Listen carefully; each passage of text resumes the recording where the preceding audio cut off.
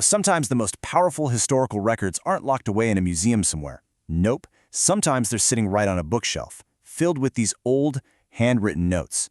We're about to see how this one family Bible really does unfold into an entire universe of history, technology, and, some serious heartbreak. So let's do it. Let's travel back nearly 200 years, and all we're going to use are the names and dates scribbled onto these pages. You're about to see how every single entry is like a portal, connecting this one family's life to some of the most dramatic shifts in human history. It's pretty incredible. Okay, so our journey kicks off with the very first name listed in the register. It seems like a simple entry, but what it reveals, well, it's genuinely mind-bending.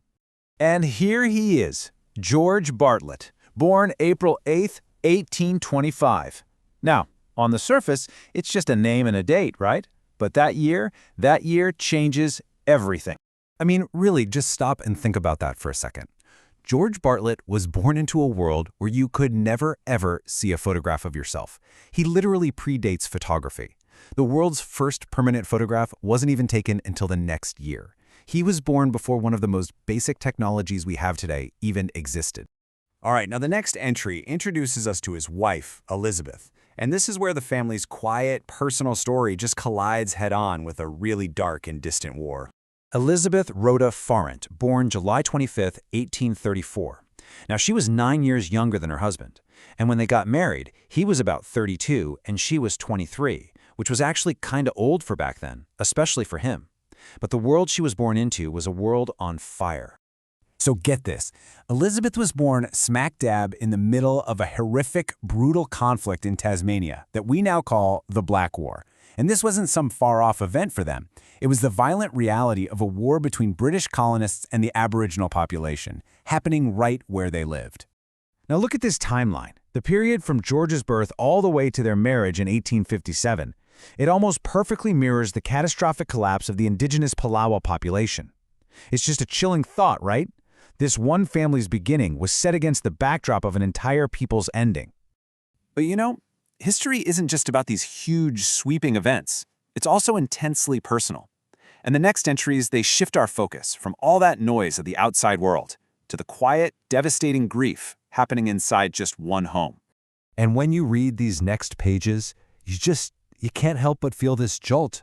The father, George, was a reverend. This was an affluent, respected family. And yet, what this Bible records is nothing short of horrific.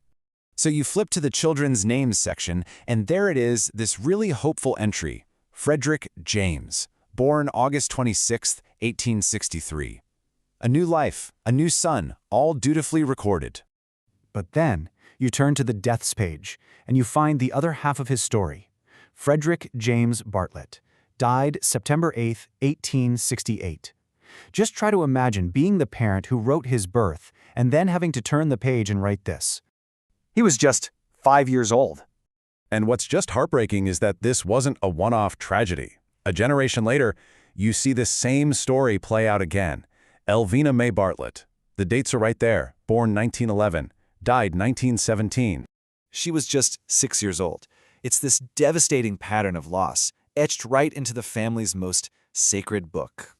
And this is where it really hits you, right? This was an affluent family. They owned this beautiful Bible that was printed back in 1800. The father was a reverend, but none of it could shield them from the devastating reality of child mortality back then.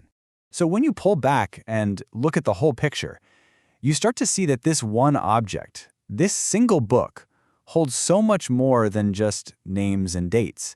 It's everything. I mean, it's a family record, of course, but it's also a technological benchmark from a time before photos even existed. It's a silent witness to a brutal colonial war. And maybe most poignantly, it's a memorial to children whose lives were just so achingly brief. Looking at it all together now, you can almost feel the weight of it. It's a true time capsule, holding stories of incredible progress and absolute horror, of deep love and profound grief, all bound together in this one well-worn book. And that really makes you wonder, doesn't it? Every family has an object like this, maybe a photo album, a box of old letters, even a piece of furniture, an artifact that holds its own universe. So what story does yours tell?